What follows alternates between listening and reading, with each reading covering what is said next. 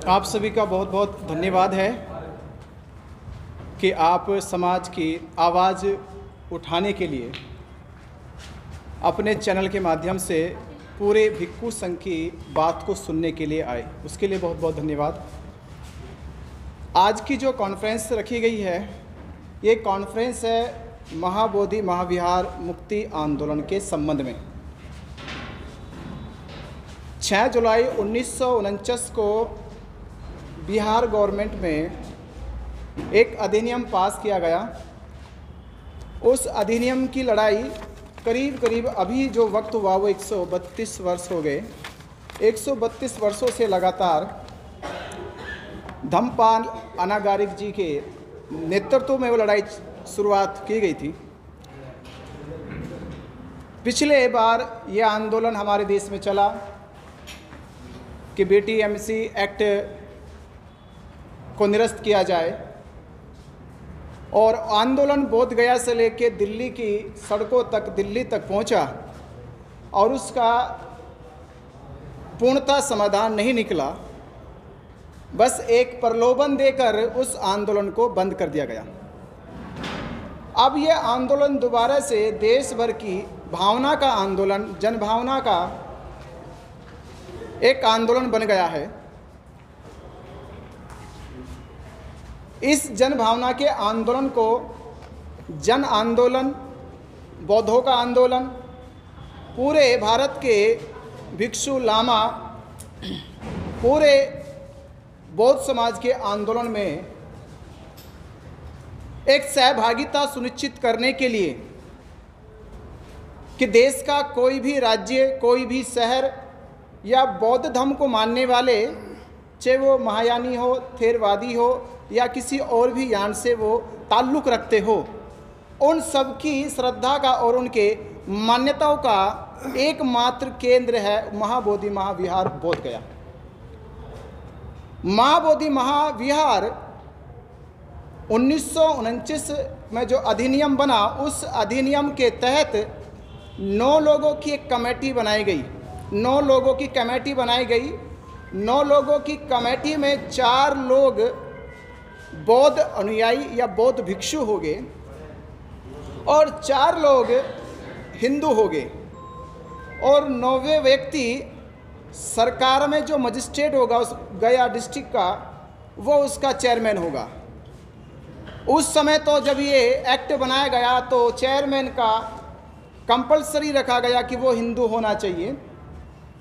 पिछले आंदोलन में ये अमेंडमेंट किया गया कि वो हिंदू होना जरूरी नहीं है, पर बात केवल अमेंडमेंट करने की नहीं थी। ये ना तो अनागारिक धम्मपाल के समय थी, ना ये बात जो पीछे आंदोलन चलाया हमारे पूरे भारत के भिक्खु संघ ने और उपासकों ने, ये बात तो भी अमेंडमेंट की नहीं थी। ये बात थी कि महाबोधि महाविहार बौद्धों को मिलना चाहिए। जिस प्रकार यरूशलेम में जो पूरी दुनिया के ईसाइयों का एकमात्र केंद्र है, मुसलमानों का मक्का मदीना में एकमात्र केंद्र है, वैसे ही दुनिया के बौद्धों का एकमात्र केंद्र जो है वो बोध गया।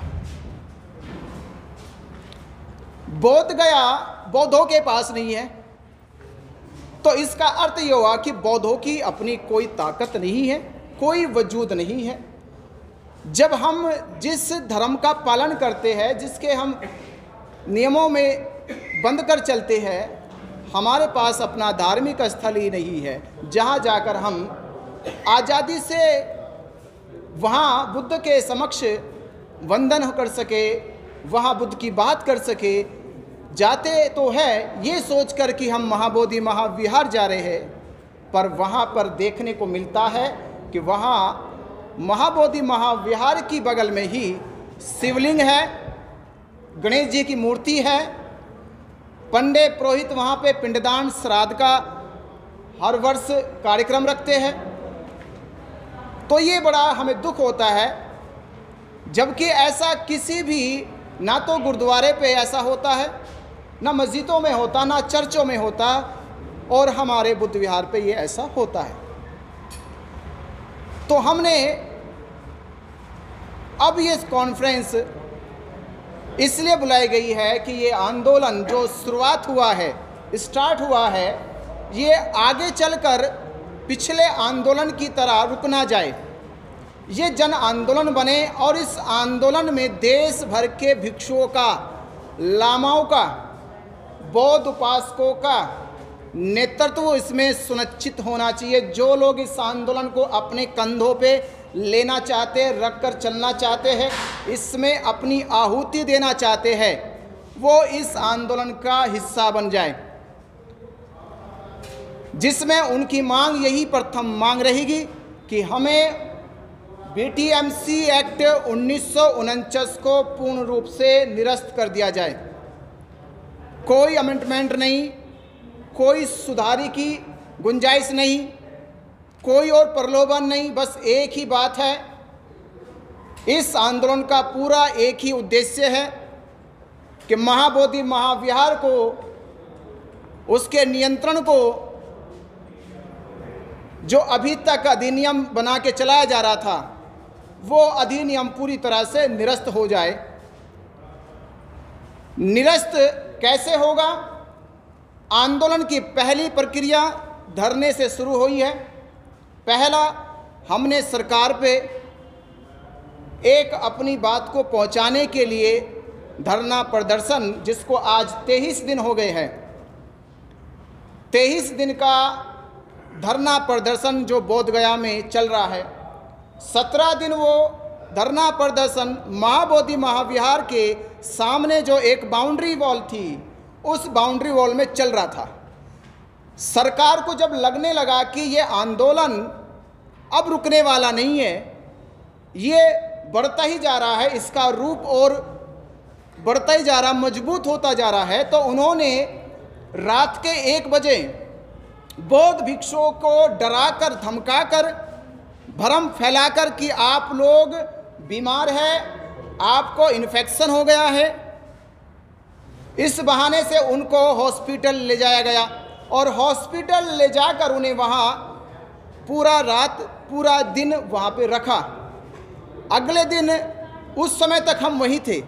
मैं करीब धरना प्रदर्शन में 5 दिन बिता कर आया और 5 दिन बीतने के बाद जो एहसास हुआ कि ये आंदोलन आगे कमज़ोर ना पड़े, तो हमें पूरे अखिल भारतीय भिक्षु संघ, अन्य उपासक संघों का, या देश के सभी जितने भी अलग अलग हमारे संगठन हैं जो बौद्ध धर्म का प्रचार प्रसार करते हैं, उन सब की भागीदारी इसमें सुनिश्चित हो जाए, जिससे कि ये आंदोलन जन आंदोलन बन जाएगा।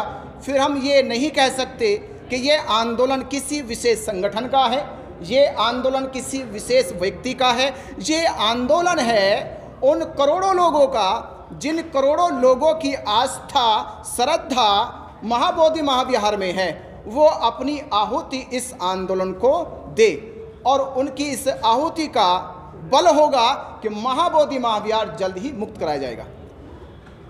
तो इस उद्देश्य को लेकर आपको बुलाया गया। अब इसकी प्रक्रिया, पहला धरना, दूसरा हमने घोषणा करी थी वहीं से बोध गया से कि हम अब इसको दूसरे चरण की ओर ले जाने की कोशिश कर रहे हैं।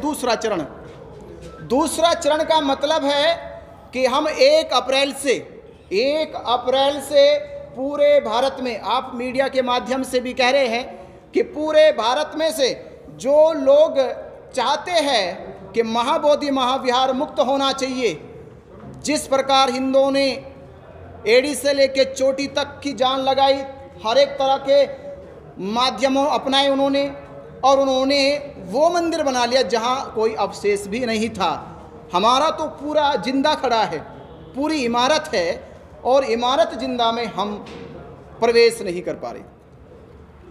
तो दूसरा चरण है कि हमने 1 अप्रैल से पूरे भारत में ये आह्वान किया बोध गया से, और यहाँ आपके मीडिया के माध्यम से भी कर रहे हैं कि पूरे देश के लोग 1 अप्रैल से पद यात्राएं, बाइक यात्राएं, कार यात्राएं, जो भी साधन है, उस साधनों से वो बोध गया में बुद्ध पूर्णिमा, जो पूरी दुनिया के लिए सबसे पवित्र पर्व है, बुद्ध पूर्णिमा इसलिए मनाई जाती है, सबसे 3 तारीखों में एक तारीख विशेष है।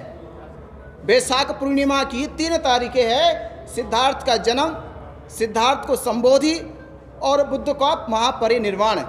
पर इन 3 तारीखों में जो विशेष तारीख है वो है संबोधि। अगर संबोधि ना होती तो जन्म भी याद ना करते और ना ही उनका महापरिनिर्वाण याद किया जाता।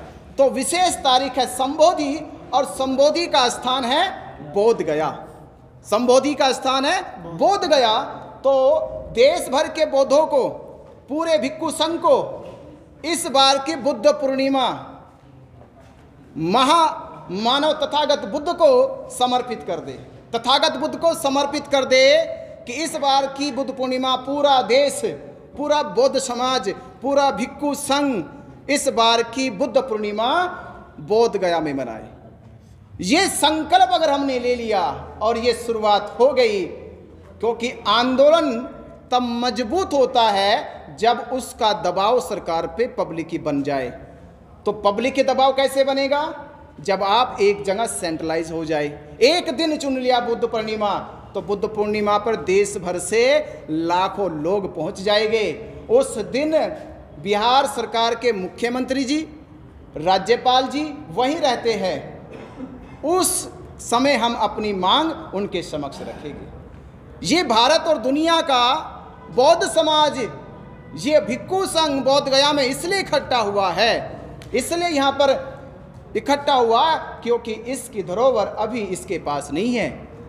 हिंदुओं के पास अपनी मंदिर है, मुसलमानों के पास मस्जिद है, ईसाइयों के पास चर्च है, पर बौद्धों के पास अपना महाविहार नहीं है। ये बौद्धों के साथ अन्याय हो रहा है, और ये अन्याय अभी से नहीं, इसको तकरीबन अभी 75 साल अन्याय को हो गए। 75 साल से ये भारत का बौद्ध समाज अन्याय सहन करता आ रहा है।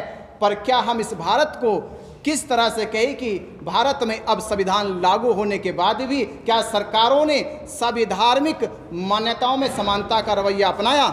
अगर ये समानता का रवैया अपनाया गया होता तो भारत के बौद्ध समाज के लोग यहाँ इकट्ठा नहीं होते। ये हमारी दूसरी प्रक्रिया। तीसरी प्रक्रिया में यही कि जब यात्रा चलेगी तो वो एक जन समूह में परिवर्तित हो जाएगी। यानी यात्राओं का असर होगा कि सरकारों में हर डिस्ट्रिक्ट में जब यात्राएं निकलेगी तो उनको ज्ञापन जाएगा। हर डीएम मजिस्ट्रेट ज्ञापन को राष्ट्रपति भवन भेजे, मुख्यमंत्री के दफ्तर भेजे, राज्यपाल के दफ्तर भेजे। तो दफ्तरों में जब आपके मांग के पेपर इकट्ठा हो जाएंगे और वो मांग कह रहे कि अगर या तो इन पेपरों की सुन के मान लीजिए, नहीं तो हम इकट्ठा होने जा रहे हैं। तो ये मुहिम इस प्रकार चलाने के लिए हमें भारत भर के भिक्षुओं का साथ चाहिए, भारत भर के बौद्धों का साथ चाहिए, क्योंकि ये आंदोलन पूरे देश का आंदोलन है। इसमें कोई भी रजिस्टर्ड संगठन इस आंदोलन का नेतृत्व ना करे, बल्कि महाबोधि महाविहार को मुक्त कराने के लिए भारत भर के जितने भी लोग इस आंदोलन में आकर अपना आंदोलन के रूप में काम करना चाहते हैं, वो अपना प्रतिनिधित्व सुनिश्चित करे और वो टीम बनकर इस आंदोलन को मुक्ति की ओर लेके जाए।